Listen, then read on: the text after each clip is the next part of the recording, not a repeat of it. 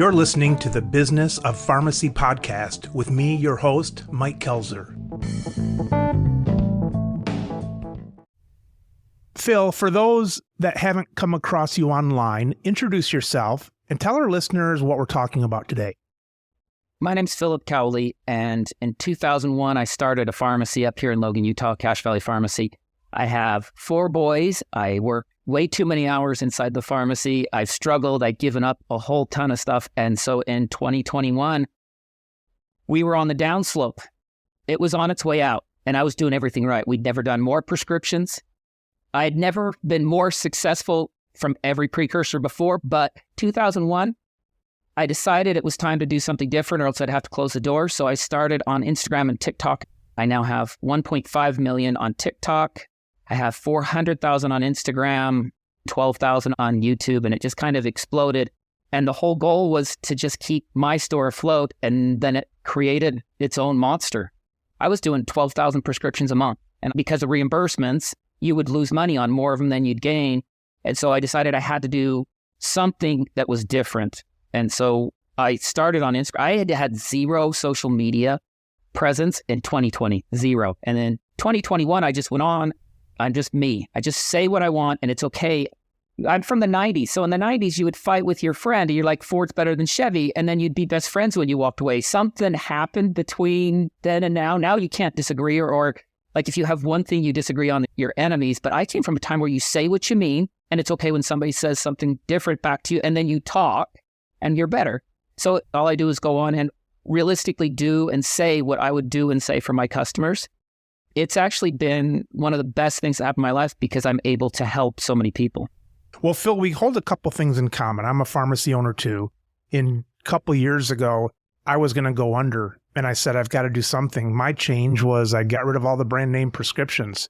I was either that or close the doors. And I've been doing social media a long time, so we have that in common. The other thing we have in common is I've been figuratively kissing the ass of the PBMs and their contracts for all these years. And so when I started this show, it's like, I'm going to say what's on my mind. I steer away from some things, but basically in the world of pharmacy, business, I'm going to say what's on my mind. Why else wouldn't I after you've been pushed down all those years?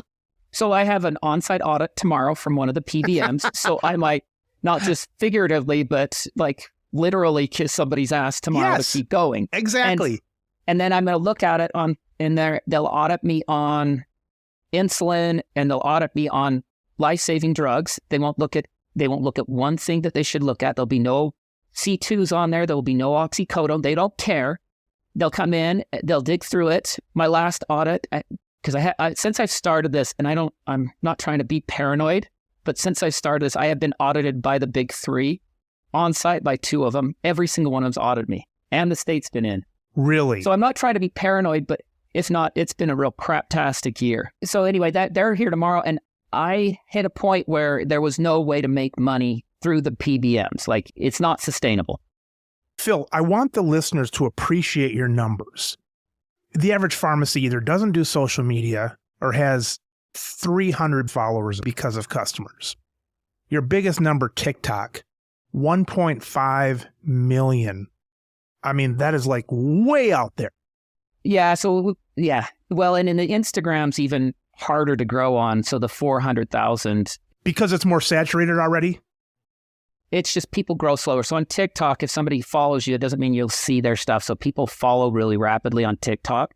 On Instagram, it goes to your feed. In order to grow on Instagram, you have to have a higher level of engagement. Engagement is the number. So you can have 300 people and have the engagement to win. It doesn't take this many, but most pharmacies engage really poorly with the way that they do things. And engagement is how you win. Engagement is people saying, I'm going to watch your stuff. And so, yeah, the closest I have, look, there's a guy out there that has 700,000 on TikTok on other pharmacists, and there's a couple of Instagram ones that are 100,000, 150,000. There's a few that are a little bit bigger, but we kind of took off out of nowhere in a year and a half. A friend of my daughter's, Hannah Malo, she's an influencer. She was at about 1 million followers on Instagram a few years ago. I looked at her on TikTok. She's right about where you are, 1.4. This came from somebody who had 1 million followers on Instagram, goes over to TikTok, has 1.5, and you're at 1.5 from zero. And the engaged accounts. So right now I average about 3 million accounts engaging me on Instagram. So having followers versus engagement is a different animal. And we've been really lucky that we have that level of engagement. And so it's actually really big. It's super weird when I go places because people will like peek around the corner at you and you know what they're doing. But when I shoot stuff, I'm alone. So it's not like... You're alone. Yeah. And so when they see you and they're like, oh, what's it like to be famous? You're like, well, I don't know really what you're talking about because everything I do is when it's quiet, nobody else is in the pharmacy. You don't have a crowd. And so it's weird. We went to Montana last year and we were at a theme park and this guy comes walking across with one of my shirts right in front of my kids and they were so beside themselves. He stops and he's like, are you really? I'm like, I'm a pharmacist. I'm used to hiding behind a bench and being nothing and nobody. So... See, Phil, I'm the opposite. See, I do the podcast. And podcasts, there's really no way to find out how many listeners other podcasts have. Virtually no way.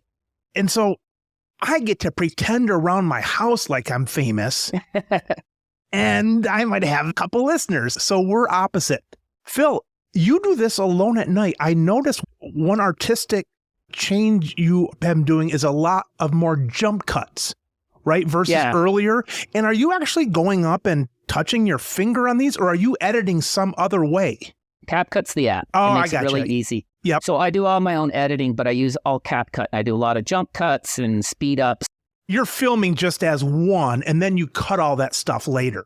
Right. So this week's Prime Week. So during Prime Week for Amazon Prime, you put a ton of content out. And so yesterday I started cutting at 7 o'clock in the morning and then I took a break for an hour and went for a run, went to church for an hour and a half, and then I came back and I cut till 9 o'clock at night. Wow. Besides your time where you're just thinking about this and so on, if you got paid, I'm saying figuratively, you got paid by the hour, how much time would you be spending on this portion of your life now? I'm over 40 hours a week now. 40 for this, plus your time in the pharmacy. Okay, so you're a pharmacy owner, so this isn't going to sound like a sob story. This is going to sound like reality. So you wake up in the morning, you come in, and of course, you've got your people lined out the door no matter what time you come in for the first, and then you run through the day. It's hectic. You're trying to deal with the insurances. And then at 6 o'clock, because I've had all day to receive questions from my patients, to think about it, like people will come in and say, hey, this is going on. What would you do? Yeah.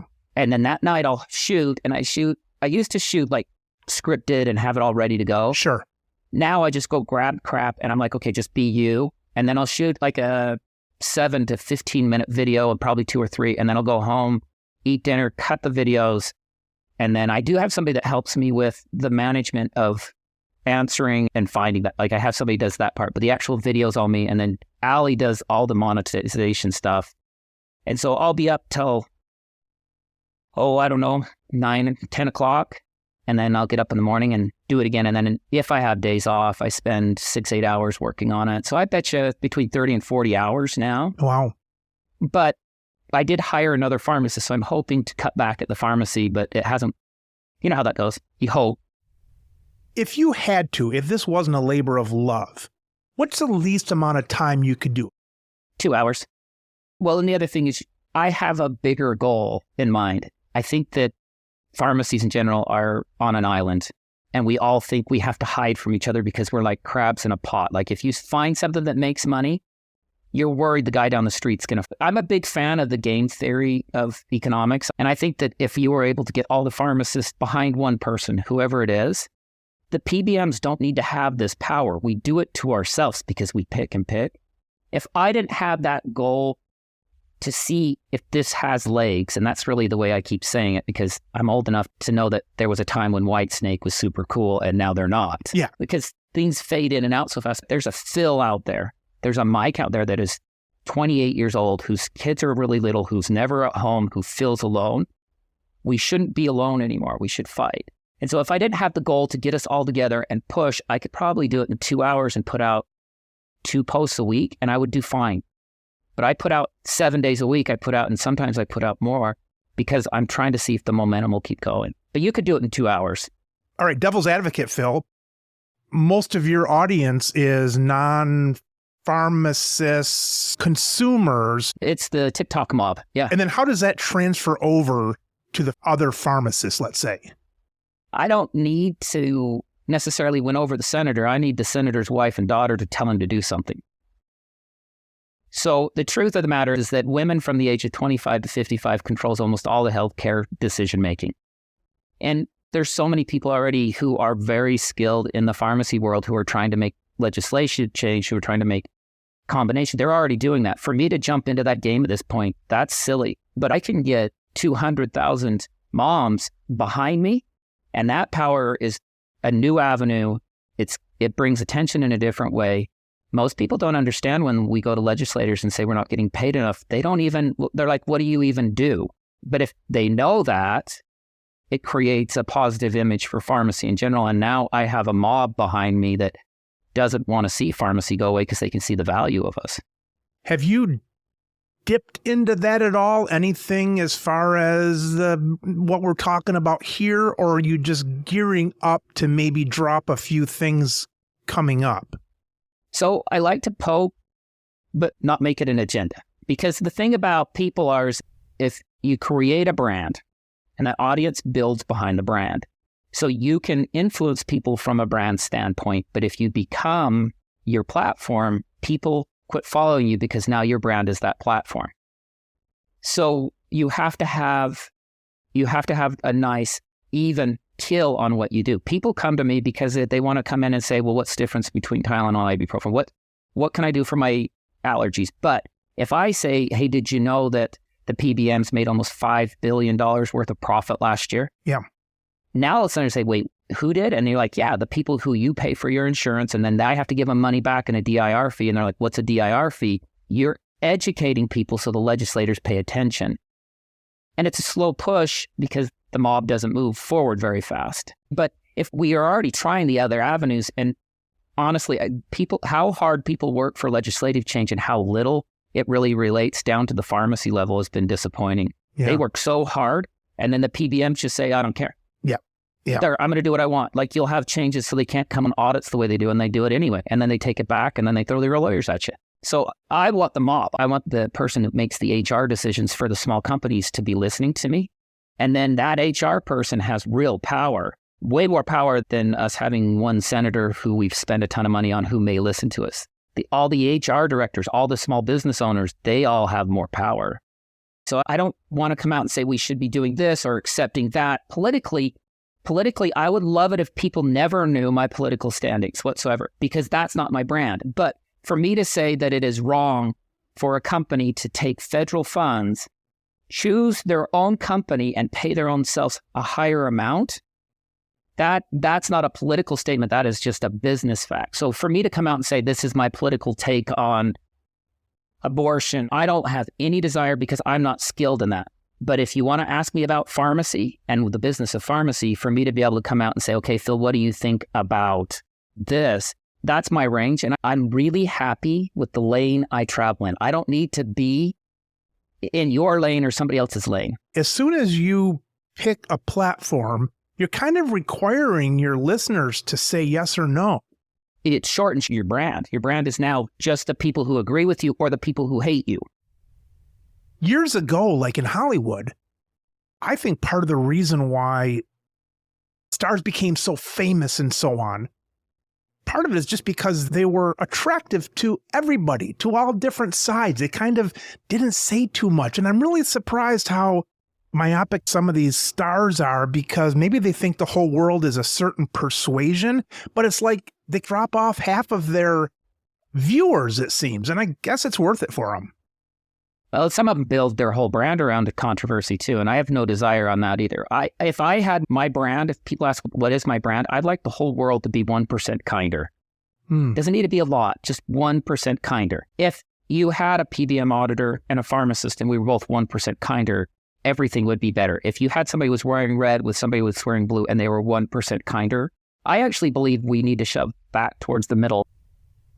Phil, pre-Instagram, TikTok, and post-Instagram, TikTok, or during this, what emotions have changed for you? For me, I'll tell you, if I was in your position, I might say, hey, I'm kind of anxious about this pharmacy. It's volatile. It used to be 20 years volatility. Then it was 2 years, and it was 2 weeks. You didn't know where it was going. And I would say, hey, maybe some of my anxiety went down because I'm expanding my business and different revenue streams and things like that. I don't know. Maybe I'd be depressed because too many people noticing my t-shirt when I'm out in public. What emotional differences have you had now versus before, if any? And so to be honest, because I'm actually really upfront with this, before 2021, you sacrifice as a father and as an individual, as a pharmacy owner, you sacrifice and you actually place all of your self-worth because that's what you do. You can't be much else than what your pharmacy is. You're in there 55 hours. I've been on call for my nursing homes for 21 years. So, you put it all in there and you sacrifice time with your children on the idea that you're creating a solid future for them because that's what we were told with pharmacy. We told it was solid.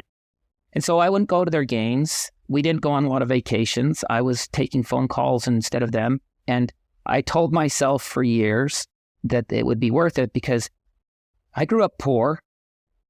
I remember being mad because somebody else got the toy out of the brand name cereal because it wasn't going to happen again for months. I remember duct tape on the shoes. It's okay. I mean, we all grew up. We had our places. And I didn't want that for my kids. And so I have 4 boys, and I gave too much time to the pharmacy on the idea that I was creating something stable for them. And so when I watched my store, I put back into my store $200,000 plus because it was losing money so fast. And I wasn't doing anything different. My value was tied up in something that I couldn't fix. It was really hard. And I think that if you talk to a lot of people who've put in that much time, and they always say men of a certain age, but I actually just think it's people at that age where you've given up so much and you're like, okay, my value is now what? The PBMs take everything from me. I get audited the states in my store 4 times as much as they are at the store down the street. You can't compete. And they take that from you and you think, okay, I wasted thousands of hours I could have spent with my children over this. And now who am I? And your kids are growing up and they don't need you as much. And so what this has done more than anything else, because you still struggle with thoughts of self-worth.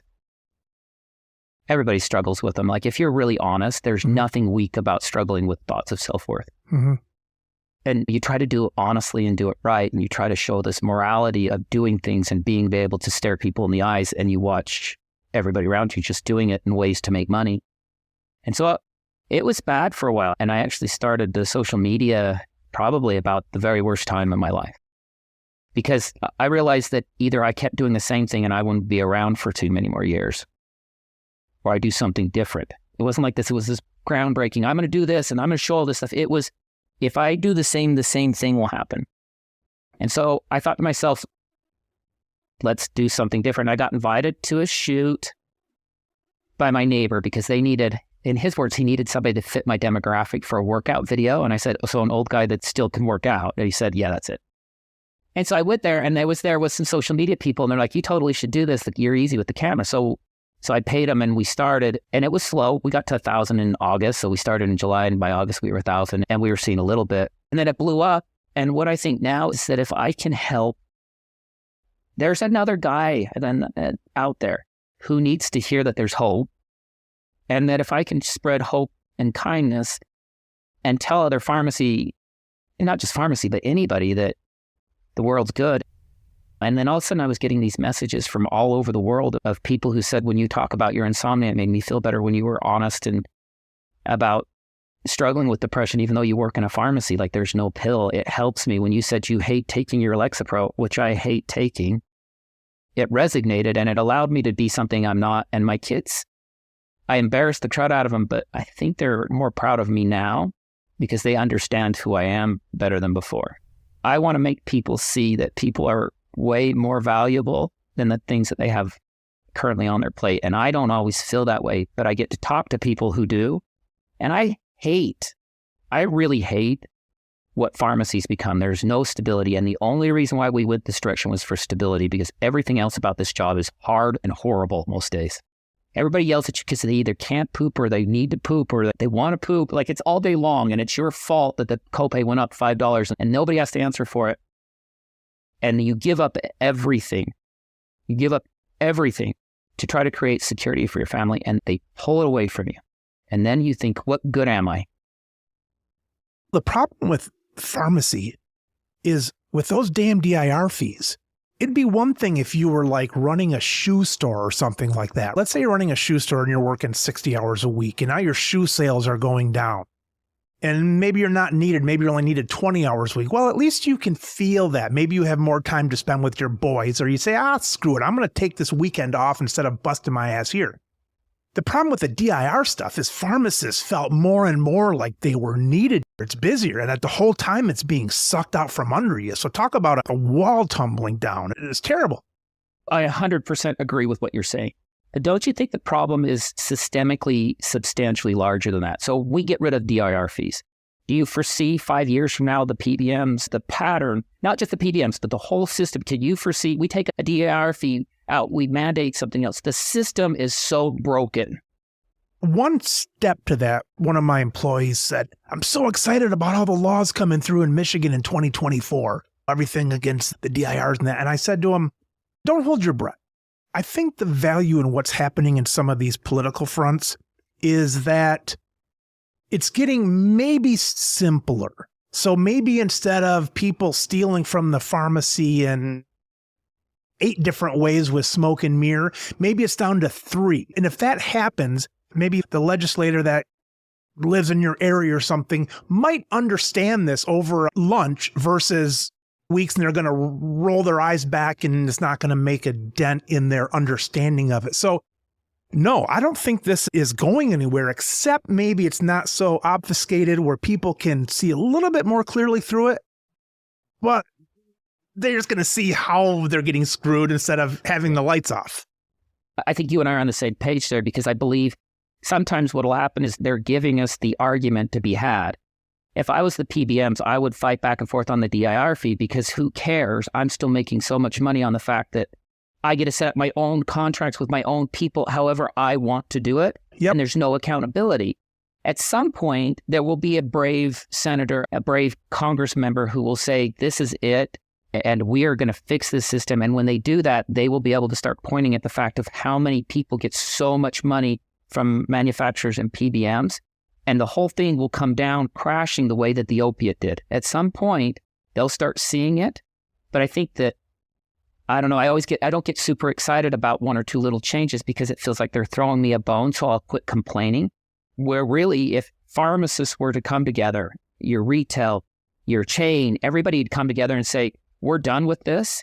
There's plenty of money in this. I think that real change will have to come before the mess is over. I think that the rest of it sounds good. And I appreciate people work so hard. Like, I don't ever want to take away from what people have done for me, because Yep. they work so hard for me. But a DIR fee, they'll just find another way to take it from me. Yeah, they'll find another way. They just Mac charge you. And has anybody ever won a Mac appeal? Nobody's ever won one once. So you appeal all you want, they don't care. And we can't sue them together because it's in our contract that we can't even sue the PBMs together. So even if we all came together and said this is illegal, we're already contracted. We can't even sue them as one group. Phil, you're a better man than I am. If I had this kind of notoriety with Insta and TikTok, I would just take it and run. I must be selfish. Maybe I'm too pessimistic. I would just take it and run. And that's probably why you are where you are, because you have a deeper meaning to all this. I guess I'm just superficial. I would just walk around and hope people recognized me. I don't know if I have the depth that you do. My best day is when I'm all by myself in the desert. We go to southern Utah, I go in the desert, I'll go on a hike, and there's nothing but sunshine and a little bit of wind, and it's quiet, it's peaceful, and I know that everything's going to be okay. When I get a big check, when this pharmacy's done well, I didn't feel better. At that point, there was just more animosity. And when people see you and they want stuff from you, you don't feel better. It feels like there's more pressure on you, and then you have more check marks and more boxes to check, and you've got to get them all on the intrusive thoughts rolls and rolls. And then you think, what's next and what's next? And I really look at it as the most peaceful place would be for all of us to be successful, which I know doesn't really work, but why wouldn't we at least try for it? Like, it's funny. We're so sure it won't work that we haven't even tried it. And so I'm with you. I understand that, like, you sit on the back porch and the wind blows and the rain's just barely rolling in and you're sitting there and you're truly happy in that moment. Yeah. Because you're right there. It doesn't take much. So the screaming crowds and having people come in and take pictures and I mean, I appreciate them. Like, I got to be honest, I have full gratitude for anybody that follows me, especially those that don't completely agree with me. Because the people who follow, who will talk to you, who will see you as a person, then you get to see them. But I mean, my end goal was to create security for my family. And the only way I can do that is by allowing people to be them and me be me, and all of us find our own way. If I create a fight, that just creates more intrusive thoughts, more work, more problems. And so I don't know if it's necessarily that I'm got depth. Maybe I've just been beat up in the washing machine of life for so long. At 30, I would have been different. Almost 50, I'm thinking, okay, I have no desire to own 16 stores. I don't want to make $45 million a year. I don't. But I would love to go on local TV and talk to them about the importance of going to your local pharmacy and actually talk, even if it's a chain store, talking to your pharmacist and finding out what they're worth. I would love to do that because maybe I helped younger Phil, wherever he's at, feel seen and heard. The end's going to come for all of us. And when it comes, I don't think the amount of money you have will count nearly as much as the goods you put out in the world. Or people recognizing you with your t-shirt on. Doesn't matter at all, does it? But if somebody recognized you and they said, I saw when he talked about making sure when you take your antidepressants to talk to people because it's normal to feel this influx. And I talked to my brother and he talked, and you're like, okay, wait, I started a conversation that could help somebody. You don't get to do that very often. Most of the good we do in this life is pretty short-seeing. I had Alex Barker on the show a couple times. He's with Happy PharmD, and 2 times he mentioned this, so I know it's important to him, but he talked about pharmacists needing a hero, and he mentioned like a comic book hero, whatever, but it's something that other professions or industries maybe have it, but pharmacy, you don't really know where to look for that leadership. You were kind of alluding to that earlier. Yeah, I mean, we need it. So we need a voice, and we need a voice now because if we wait too long, look at the French system, look at most of the other systems in the world, and the way our pharmacy business is going, we're following other patterns to where we will not be seen, heard, or necessary.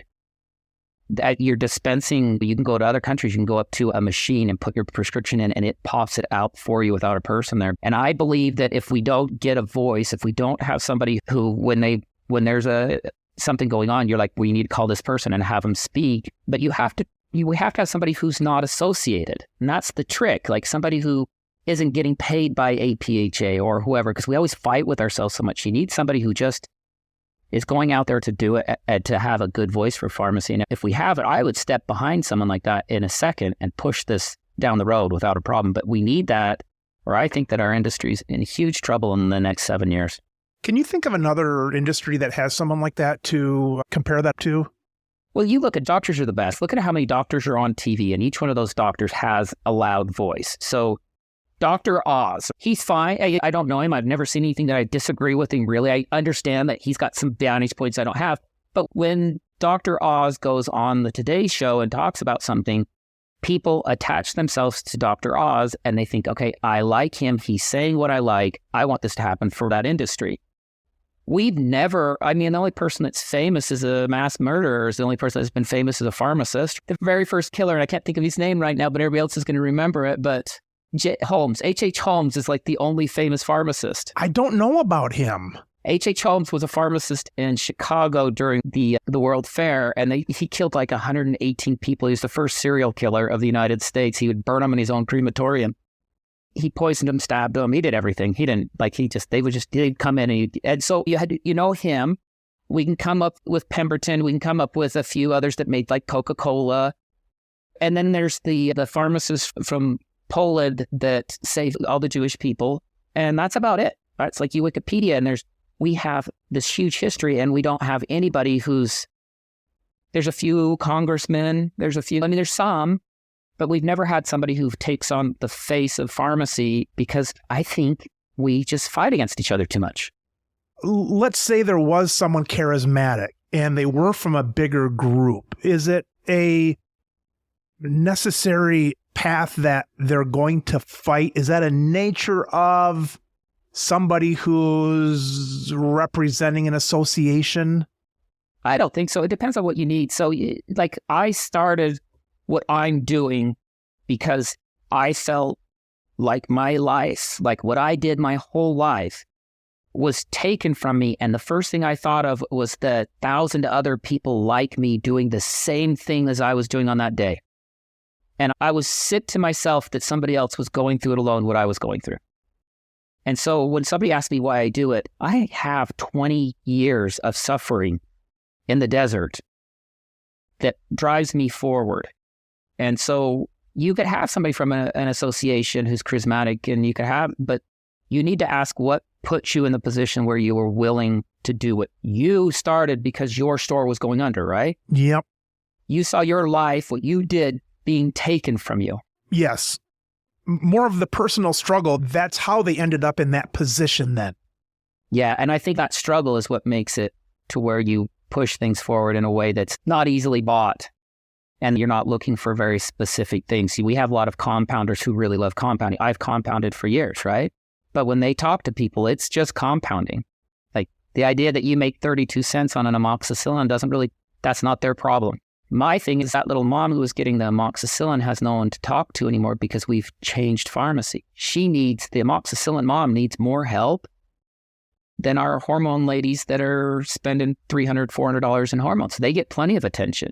What we need is the little Medicaid mom or dad who's coming in with the eye drops who's scared, and we don't have time for it. They've ruined why I came into this. So Phil, what you're doing in essence is instead of telling people, look to the pharmacist and pharmacists can do this and this, you're their pharmacist online in the sense that you're giving them the reason. You're not telling them the reason. You're giving them the reason of the art of pharmacy that then gives them buy-in to you. And when they're bought into you, they buy into not just the products they're looking at or the fixes, but they become a believer in a local pharmacist. You're doing that on a bigger scale. That's the plan. I mean, that's what I want out of it. And it didn't start out that way, but I started out wanting to save my little store, and my little store is okay. And if I wanted to, at this moment, if I wanted to, I would say, hey, I need everybody to start sending their prescriptions to me, and I would kill it. I never said it because I don't want that. I want them to go to your store. I want them to go to the store around the corner. I want them to go to all the little stores, and I want them to talk to their pharmacist. We're huge dorks. We are huge dorks. And sometimes we're a little awkward, but the truth is that if you talk to your pharmacist, every person's life would be better.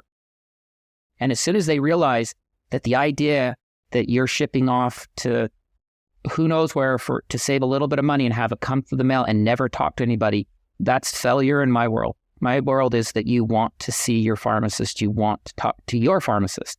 And so if I can show them what a pharmacist does, and then they walk into their pharmacy and they talk to their pharmacist. The next thing you know, instead of talking to me, they're talking to Jill, and Jill now recognizes them when they come in. That's bigger success than it is for me to steal those prescriptions from Jill. Like, I don't need to take her stuff. I don't need to take his stuff. I don't want to do that at all because my goal was just to make my store to where I'm not losing money. My goal was never to get this so big that retirement sounds terrible. Being selfish and having money to buy a yacht, that sounds awful. I just like walking in the desert with a good pair of shoes and a backpack. I don't need that other stuff. So if I can make your store successful, when I have people call me because I have pharmacists who call me and they call up and say, hey, thank you for doing this, or how can I help you? That means a ton to me because that pharmacist understands the value of the community. And our community has always been so fractured that it just needs to stop. Like, I don't know how we decided that chains hate, retail hates. Like, I never understood why we did that because we all were in school together on the idea of helping people. And then you walk out the door and now all of a sudden you're fighting with each other and it's never made sense. Doctors don't really do that. We just do it. We're crabs in a pot and we're always ripping each other down. It's going to take us coming together and actually deciding that we all have value as pharmacists. And that's more important than what is in the bank account. Because as soon as we decide we have value in pharmacists, then as pharmacists, we'll say, you can't do that to me because I'm a pharmacist. We are together. You're not doing that to any of us. The way the AMA, look at the way the AMA protects even their worst members. What do we have? We have nothing. Like, they're just like, well, here, give us some money and we'll go get this thing done. And then there's another group that's doing this thing, and we don't reach out and take care of each other at all. You and I, if we would have known each other in 2015, you and I would have got along famously and we could have helped each other. But there's nothing that connects us. And I'm with you. I think that the future of pharmacy has two paths right now. If we choose the right one, because we have value, we'll be fine. And if we allow things to go the way we're going just naturally, which is fighting over percentages on DIR fees that they get to do whatever they want, we'll lose, because that's not the battle. The battle has to be, you're going to fix all of this or else we're all going to come after you. Phil, paint the picture to me of 5 years down the road. And for some beautiful reason, this did come together. A leader rose up and we were in the right direction. If you could write that story, what would that look like? Who rose up? How did the industries come together? How did finally somebody, instead of talking about unifying, actually unified? And basically, who was that? So most of your loudest voices in any industry are those that make the most money or have the best chance to make the most money. Most of your regular Joes who work 50 hours a week don't do that.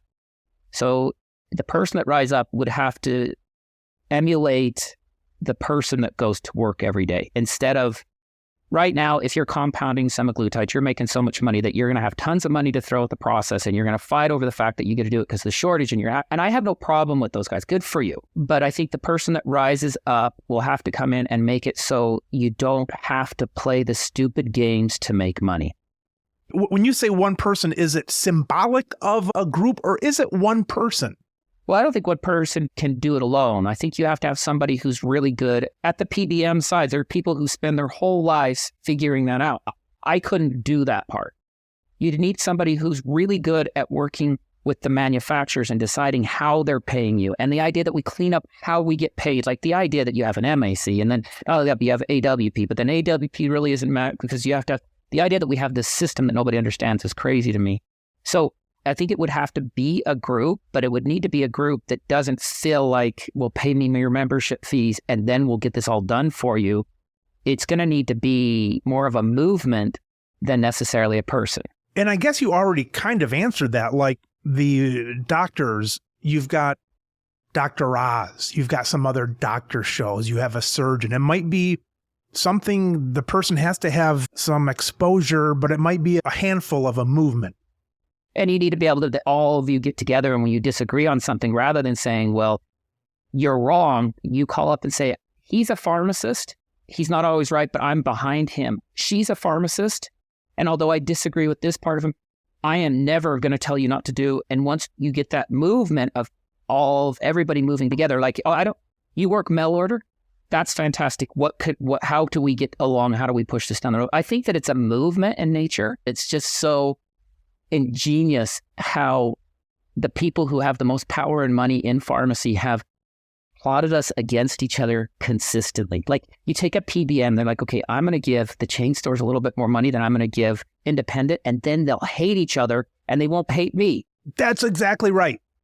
They're so brilliant on how they do it. They're like, okay, so we're gonna pick on this one and then we'll leave this one alone. Or the manufacturers will say, well, we'll give really great prices to the grocery stores and not to the others. So then they'll hate each other. We haven't ever stopped for a second and said, you know what, screw all of you. We're not doing this anymore. But I think that there's a movement. I do think you're going to need a face or a couple of faces who are good with being in front of the limelight. And that's the problem. Most pharmacists, you know this, most pharmacists are fantastic people and horrible to have to watch do anything because they're just so boring, or they have to explain like seven. Like, you can't just say they're like, which allergy medication, and they'll be out there for like 45 minutes trying to give you the synopsis of the different. People don't want that. You need somebody who will come in and say, are you snotty? Do you have blood pressure issues? Do you take it in the morning or night? Great, take this one. Like, you need somebody who could put it out there in a fun way that you can say, he could go on in front of Congress And I would love to watch him talk because he's fun to, or she's fun to watch talk. And then have that person being fed by an army of pharmacists saying, we need to do this. Here's all the stuff you need to do this. Then it would work, because you need a face or two, because people will never get behind the idea of a pharmacist, but they will get behind a person. Martin Luther King was so brilliant as a speaker and such a fantastic man, in every way was perfect for what they needed. But there was probably somebody next to or around Martin Luther King who really did all the legwork. He just was willing to do and say what he needed to do, and that was his role. And somebody else did the fact finding and the bus transport, and he was not in their war room saying, okay, he had a lot of people, and that's going to be what it takes. You're going to need, I'm full on jumping behind somebody else. If somebody wants to do it, I'm there. But I'm full on jumping behind you. well, I don't really want, I've never really liked the limelight. That's why I hid in the pharmacy for 21 years without doing anything. If I hadn't lost my store, I'd still, as well as I do, the worst thing you can do is be known as a pharmacist, because then you have audits and you have state and you have everybody else. Your best thing to do is to ride under the rate. Like, it's too late now. I had 1.5 million. It's too late. Here's the only thing, that if you're in something with some kind of a broadcast, either the podcast or your thing, one of the benefits of that is because people are hearing you, and this might be in my mind, but because people are hearing you, those that want to attack you might hold back a bit, because they know what you're going to be talking about the next time that you're on your show or your next spot you're putting out. I do think that there is that component of, like I said, okay, so most of my followers, I call them my mama bears, because almost all of them are moms with kids. And there is nobody scarier than a mama bear. Oh, yeah, of course. I've actually gone on multiple times with people, because I have people who disagree with me, and they have full right to what they disagree with, and I have a right to what I have. And I've had them attack those people, and I every single time tell them, don't do this. Just leave them alone. Don't do this. Don't do this. But if I were to let them loose, I don't have to say a thing. You'll have 40,000 messages on your way in a heartbeat. Yeah. And so that's like Loretta Bosing. I've had her on. She's with the safe medicines and so on. She has a challenged disabled child, and boy, she gets people marching forward because it's the same mama bear crowd. it doesn't take much. Doesn't take much. No, and it's because they care, because at some point you said or did something and they have now attached themselves to you. And it's super awkward when you meet them, because they know you, you don't know them. Like, they really know you. And so they'll come up and they're totally attached to you, and you're like, it's actually really nice, because that's why I believe more in people now than I did 2 years ago. I used to think people were mostly bad, and I don't think that anymore. I did forever. I thought they were bad. And then the more that I got out there, I realized most people are just worried and defensive and anxious and everything else. And so once they feel like they know you, people are so much nicer than they were before. I do think that there needs to be a movement. And I do think that as pharmacists, we need to start looking to someone to push it forward. If there's a legislator that's pushing it forward, it doesn't matter. And that person needs to have the idea, how do I help all pharmacists behind them? And no more having the national chain store one and then the national independent one, and then no more of that at all. The idea is no one should ever check a prescription and not get at least $5. That's stupid, where somebody's going to get hurt. You should pay more for your prescription than you do for your coffee. Sorry. One of the problems I have with these marches and national movements, for whatever the reason, is I don't think some of these groups, if you ask them, define success. I don't think some of them want to define success, because then things stop, the marches stop and all that kind of stuff.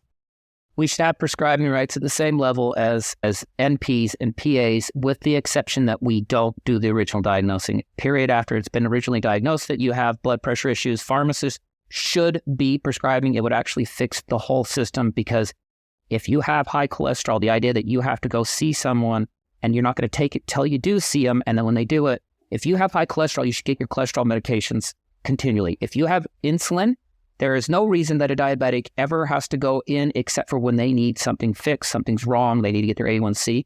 To have a barrier to care that can be fixed by a pharmacist that we don't have is ridiculous to me. We can't diagnose. We don't get paid for diagnosis. We don't need to diagnose to prescribe. Those are two different animals. The idea that somebody's been on lisinopril for 5 years and you and I have to decide whether or not we lend them some pills is the stupidest thing I have ever heard. So we should be prescribing after primary diagnosis. There should be no prescription that goes out of any place without at least a $5 dispensing fee on it. And that should be, you cannot cut that out of the cost of goods. You should make $5 per prescription. $5 per prescription, you and I, we could take care of our people forever with $5 per prescription. And it's got to be called a professional fee or something. We don't want the games of putting it into the product because that takes away the value of it. It needs to be flat out. You do the game you want to with the other one, you get $5 per prescription. And that would then pay for us to do all of the stuff they want us to do already. The idea that you're having to pay a secondary fee, so then I'll go through the MTM, and then that's stupid. Pay me $5 per prescription. I'll do it just so I can get it all lined up. Give me some time with my patients. It's not like we want to check prescriptions straight through without looking up off the screen for 15 hours a day. Nobody wanted that. You wanted to go talk to patients. So for me, those are the two goals. If you ask me the two goals, those two, and then clarity on all the money that's going into because you're receiving federal funds, anybody who wants to at any time should be able to look at Caremark and say, where did that money go? Express Scripts, where did that money go? Because you're receiving federal funds, that should be complete clarity of where that money is. So I'd want clarity, dispensing fee, prescribing rights. And those challenges you put forth about the clarity, would that be common in other industries? In other industries, it's becoming more and more clear of where and who's getting much money and how much, because they would never give a hospital system a blank check the way they did the PBMs. They would say, okay, here's your money. Medicare is never going to say, here's all of your money, here you go. And I know that people are going to say that there's the accountable care organizations, and I get that, but that's a different animal because they have to take care of the patient from beginning all the way to end. But I actually think that even in those cases, you can call up United Healthcare and say, we want everything. And they have to be able to produce where the money is. And how can you find fraud, waste, and abuse if you don't have that clear to everybody? The way that people bring in garbage bags of medications and drop them on our counter, this is the issue. Phil, talking a little bit about monetization. Who did you mention does your monetization? Allie, she just came into my store one day and asked for help for one of her kids. And I hadn't figured out how to monetize at all until December, honestly. I had a couple of brand deals, which justified some of the hours I put into it.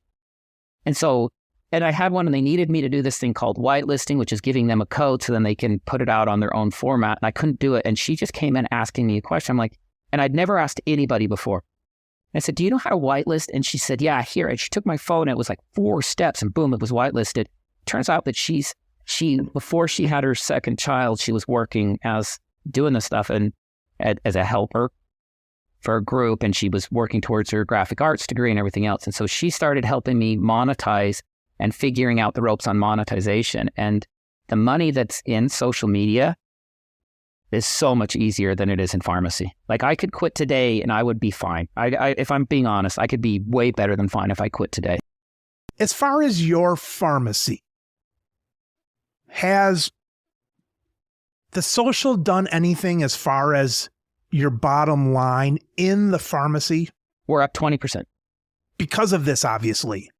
Yeah, because it's easy for me. Like, when people come in now, it's an easier sell because they're already attached to the brand. Local people, they know I'm here. They know who I am. It reminded people to come back in. It also gave me some latitude in nature because people knew I was struggling. For me to be able to say, I can't charge you the good RX price on this, I'm losing money. People are more accepting of that now that they understand how close it was for me going under. And that you've shared with them through your posts. I have. I've told them flat out that there's just the good RX mentality, which I'm not against. I actually really love the idea of being aware of what you should pay when you walk in. Because you and I both know this. Like, there's times where you're like, you paid how much at that store? That's crazy. But then there's the other side to it. You're losing money on the other. So I like the education part of that. So I'm not against the good RX, but it gives me latitude because I'm now feeling I'm really honest with people saying, I'd love your business, but I can't do it for less than this. And it's easier. People take it easier now because they're attached to the brand, I believe. In pharmacy, you can get 20% bigger and You can do 20% more and be further in a hole if you're not doing the right mix and so on. We also got some help on getting into a different buying group that has a little more power. That's helped me. My PSAO is substantially better because this gave attention, and other pharmacists reached out and said, okay, what PSAO are you using? And that helped a ton because I didn't understand to run a store and try to just keep the prescriptions going is one thing. And then to do all the business stuff is another. And to have one store and do it is really hard. And so 20% for the store itself, we're probably up 15 to 20% depending on the month. And a lot of it has to do with key people contacting me and me making changes within the business and me being able to be more honest with the people that come in saying, I can't do that for you anymore. You have to pay a little bit more. In general, a social media influencer, let's say, if I may say that. Yeah. Unfortunately, that's where we're at. I don't know if I like it or not, but that is where we're at. In general, a social media influencer has a few ways. You can do affiliate marketing. You can do in the shoot advertising, like how you see Coke in a movie scene, something like that. So you can do in-ad placement verbally, but in-ad placement. You can also have someone sponsor you. What's the breakdown right now, Phil, as far as the revenue coming in for the show? I don't take sponsored deals really very often anymore. I stick with the affiliate, but that has more to do with the type of brand that I've built. Sure. So sponsored posts, you get the money no matter what. Yeah, I have an agent. The agent talks to them. They say it's this much per ad. You have to put it on there no matter what. And how does that go in the ad? So most of the time I will present a product. I usually present why you have a product, and I present the product as being an option. And then you have to put that it is an ad at the back, and at some place you have to hashtag it. I've been starting to put it in the corners of a lot of my ads too, just so people know that this is sponsored. A lot of times we'll still announce it, but as affiliate, what happens is I'll say so-and-so product is great, and if you use my code, you get extra money. And then when they click on it, they use your code, then you get a % sales. Or if you say, I actually found that I can talk about products and just say my link for Amazon's in here, and then Amazon pays you a percentage of everything that goes through. So that's the affiliate. I really like the affiliate because I really feel like if I don't earn it today, I don't want it. I don't want an ad that tanks. That makes me feel bad as an individual. I've owned a business. If I do good, I should get good. If I do bad, then I shouldn't. It's fine. Like, it's the way I see it. You're not over-promising. You're not going to these companies and say, hey, advertise on my show. And then all of a sudden they advertise and nothing happens. And now there's a different look on you and all that stuff. Right. And then you have to have this arrogant, you have to be arrogant in your approach to the brands if you do that. And I'm arrogant about certain things, but this is not one of them. You can also own your own store. So there for a while, we were trying to push product from my store so I could ship it nationally. And I just decided that keeping those two things separate would be wise. And it wasn't really the goal. Like the idea, I liked the people who came in, so we didn't do it. So you can also bring your own brand, your own product out to market, and you can launch it. And that's where people make huge amounts of money, is by launching their own product. I would much rather, there's a guy up in Montana that makes his own beard oil, and I keep on trying to figure out how to get him to put that on Amazon so I can help that pharmacist sell his beard oil.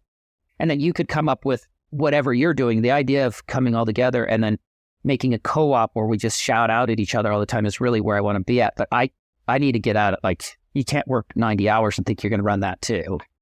And then you get paid for creators fees. So like, because I get enough views, there's a couple $1,000s a month in creator fees. But affiliate money, like, that's where my money comes from. Affiliate money. It's from people clicking links. When you say your own store, do you mean setting up some kind of a Shopify thing or something, or even more deluxe than that, like a real business? So there's a gentleman in California who does this thing called drugstore to doorstep. And so we haven't started it. Like, I'm pushing down the road, but I honestly don't have time. I know everybody, I really just don't have time. But the idea is that you have access through your wholesaler to every product that they sell online. And so what would happen is they could click on yours and it would auto load it in there. And then you can click on it, put it in there. And then either we would deliver it locally, or it's OTC, so you can mail it, like it's not controlled. So it would create this whole revenue pattern of creating that. But I'm just trying to figure out how I would like to do that for my patients, but I really don't want to steal Mike's patients. I don't want to steal your patients. So I'm trying to figure out how to do that without, I don't know, this is all new. Like, my grand plan was just to get attention so people knew pharmacists were important. And then it became this thing. And now I'm trying to like balance it out. And But I do like the affiliate, and I'm telling right now the affiliate deal for Pharmacist really should be something that most pharmacies do in one way or the other. The vitamin you sell in your store is better than the one that they picked up on Amazon. So you should be able to sell those and make some money. There's a guy, he runs a TikTok. I think it's like Alpha Male or something like that. I don't know why I read it. I'm about 100 years older than all these guys they're talking about in there.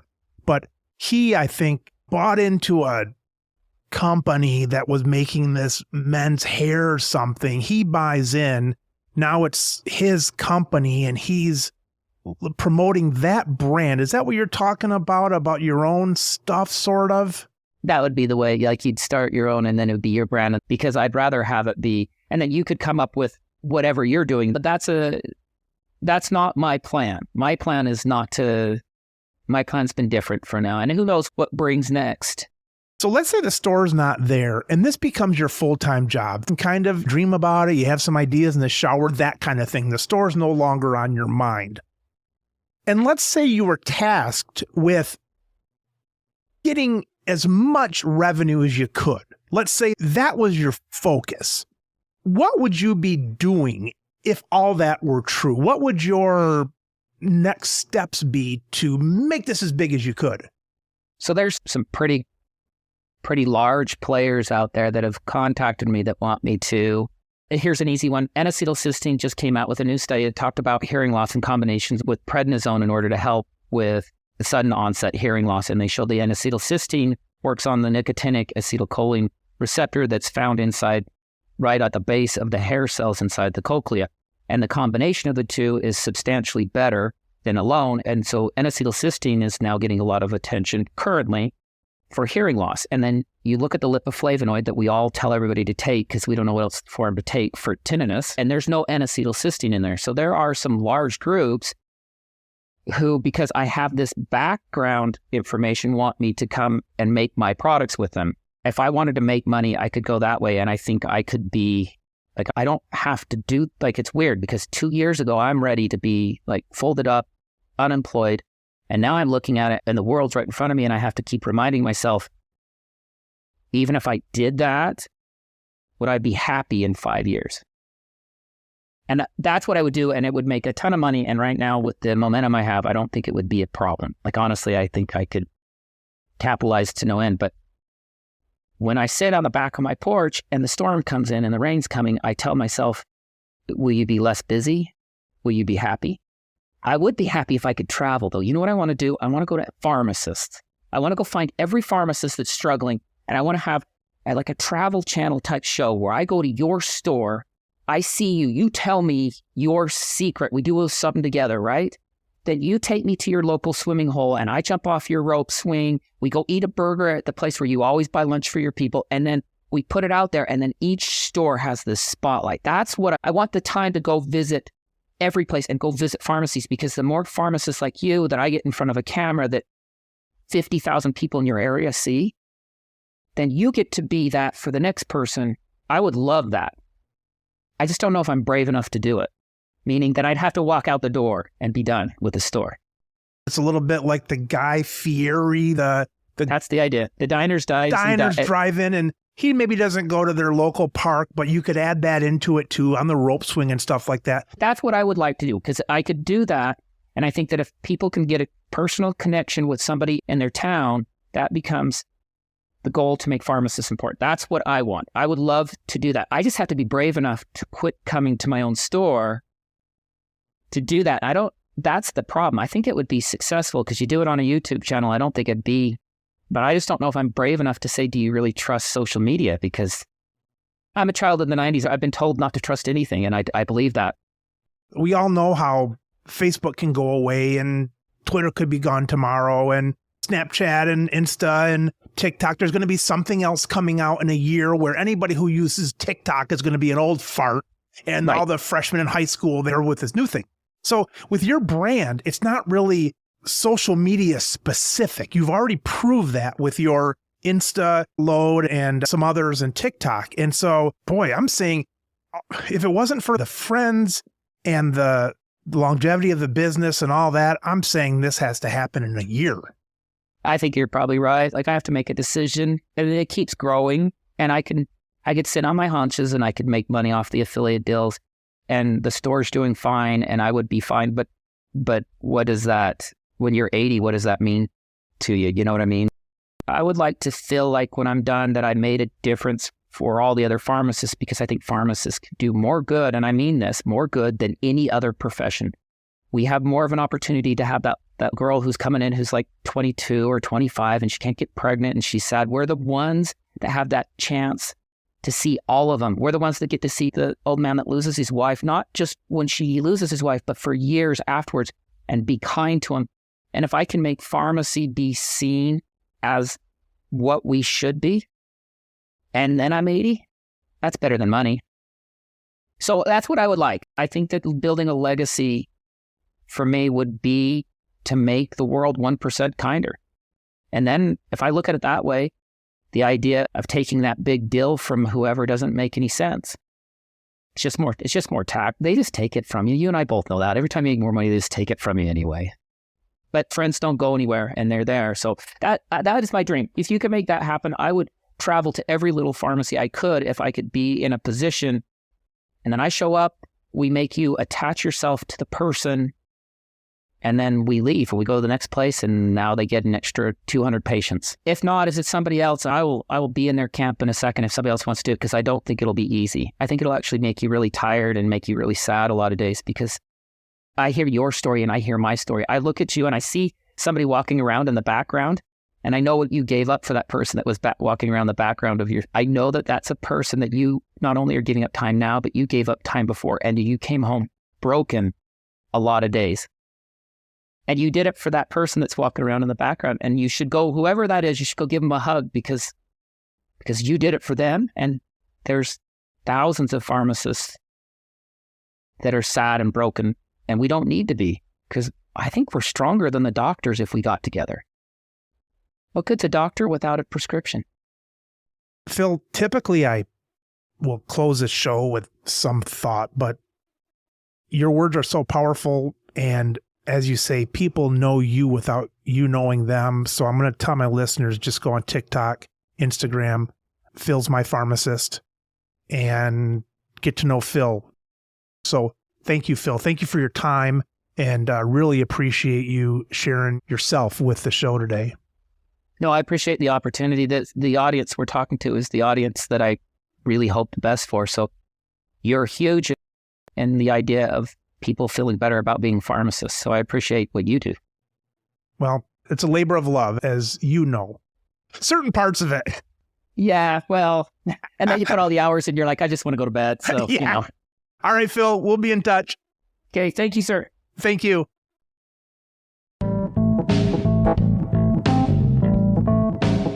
You've been listening to the Business of Pharmacy podcast with me, your host, Mike Kelzer. Please subscribe for all future episodes.